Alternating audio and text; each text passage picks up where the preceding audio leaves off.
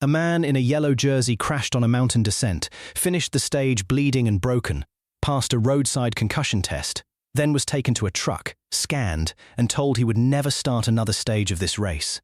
And the most talked about thing from that same day was not the crash.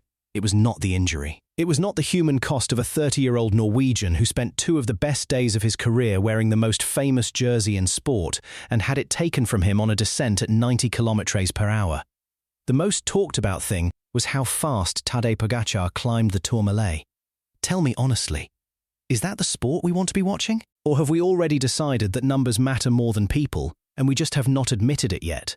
Stage 6 and Stage 7 of the 2026 Tour de France just gave you one of the most dramatic 48 hours in recent memory, and almost none of it is being framed correctly. So let me try to do that now, starting not with the sprint in Bordeaux, not with the Tourmalet record, but with the moment that actually shaped everything. Torstein Træen. You need to understand what Træen represented at this tour before you understand what his exit means for the race that is still running. He is 30 years old. He rides for Uno X Mobility, a Norwegian team managed by Thor Hushovd, a former world champion who himself wore yellow at this race 3 times.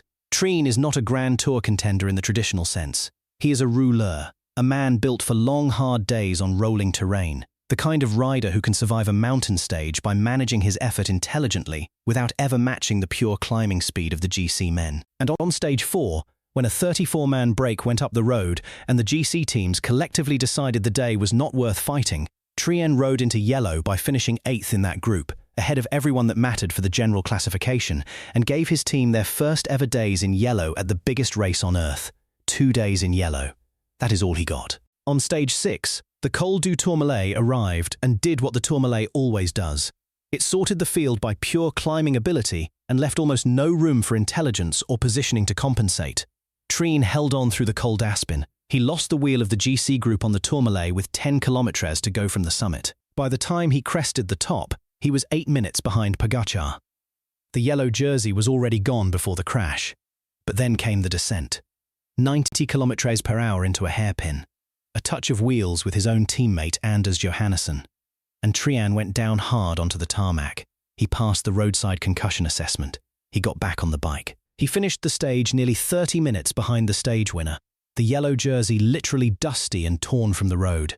And that image, a man in yellow covered in dirt and dried blood crossing a finish line half an hour behind everyone who mattered, is the image this tour should have been built around for 48 hours. Instead, by the time the evening medical confirmation came through, confirming a concussion and 4 fractured ribs, the cycling world had already moved on to Pogačar's Tourmalet ascent time and what it means for the remaining 2 weeks of the race. That is a choice the sport makes every time something like this happens, and it is worth naming it directly. Now let me tell you about the Tourmalet itself, because what Pogačar did on that climb is genuinely extraordinary and deserves to be described accurately rather than just hyperbolically. He attacked with approximately 4 kilometres to go from the summit. Not at the base. Not from a long way out in a move designed to grind rivals into submission over a sustained effort. A short, violent, perfectly timed acceleration at the moment where the gradient was steepest and the field was already deep in the red from UAE's pace, setting through the valley and the early slopes. Vingegaard could not follow. Sacers could not follow. Evenepoel could not follow. Nobody could follow. And Pogačar crossed the summit 30 seconds ahead of Vingegaard, then descended at a pace that extended the gap further and rode the final long, gentle ascent to Gavini-Gedre alone, finishing 2 minutes and 38 seconds ahead of his closest rival on the general classification. He shattered the all-time record for the quickest ascent of the Tourmalet by more than 2 minutes. 2 minutes. On a climb that has been raced since 1910. On a mountain that has hosted more Tour de France summits than any other. The previous record had stood for years, set by riders who were themselves considered among the best climbers in the history of the sport. Pogačar did not edge it. He did not improve it by a few seconds. He demolished it by a margin that made every previous benchmark look like a different category of effort. After the stage, he said it was one of the sweetest victories of his career. He said he woke up at 7 in the morning and his mind was already going crazy with excitement. He said the team committed everything, that if they were going to explode, they would explode, and that in the end it worked. He credited the teamwork. He was gracious about Træen's crash, saying he would have preferred the Norwegian to keep the jersey that day if it meant he was uninjured. That last sentence is worth sitting with, because it is the kind of thing that gets lost when coverage collapses into time gaps and watt estimates. Now here is where Stage 7 fits into this, and why a flat sprint day in Bordeaux matters more than it looks. Tim Merlier won. He came off Soudal Quickstep's lead-out, timed his launch perfectly, and overhauled Jasper Philipsen in the final meters, despite Philipsen being positioned by Mathieu van der Poel, arguably the most dangerous lead-out man in professional cycling. Weransgold of Uno X finished second, which was a moment of grace for a team that had spent the previous 18 hours dealing with the confirmation of their leader's withdrawal. Biniam Girmay was third. The general classification did not change. Pogačar is in yellow. Vingegaard is at 2 minutes and 42 seconds.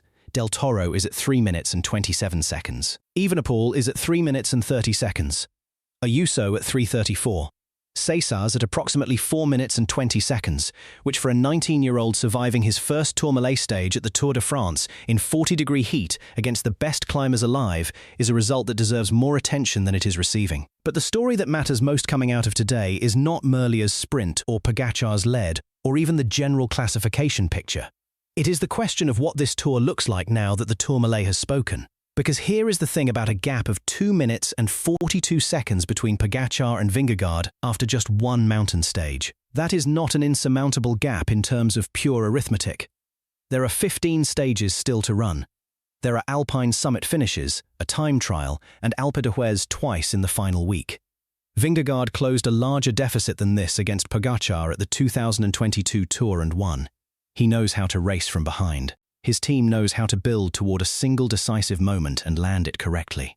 Visma are not done. But here is the specific reason this gap feels different from previous editions, and it connects directly to something Vingegaard himself said after Stage 6 in a quote that was reported briefly and then largely overlooked. He said the Tourmalet was not the day he wanted.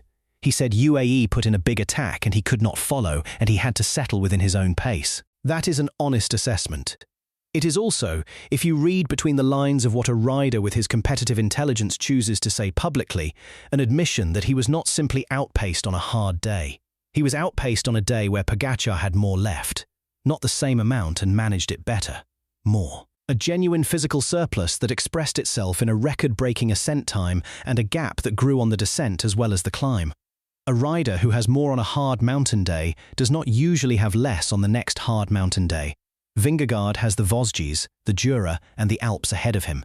He has Alpe d'Huez twice. He has whatever the Tour's individual time trial produces. And he has the specific question of whether the gap at the Tourmalet reflects a bad day for him or a true ceiling that this year's version of his form cannot get past. That question is the only question that matters for the next 2 weeks of this race. And in the middle of all of it, Torstein Træen is in a medical facility somewhere in the Pyrenees with a concussion and 4 broken ribs, watching the race move on without him on a television screen, and probably wondering whether the 2 days in yellow were worth the cost. I think they were. I think most riders in his position would say yes without hesitation. But I also think the sport owes it to him, and to every rider who takes on a descent at 90 kilometers an hour on roads that are open to the public and covered in spectators and hay bales, to spend more than 48 hours talking about what happened to him before moving on to the next number. The 2 videos on screen right now go deeper into the 2 riders who will decide the next 2 weeks. You already know who they are. Go watch.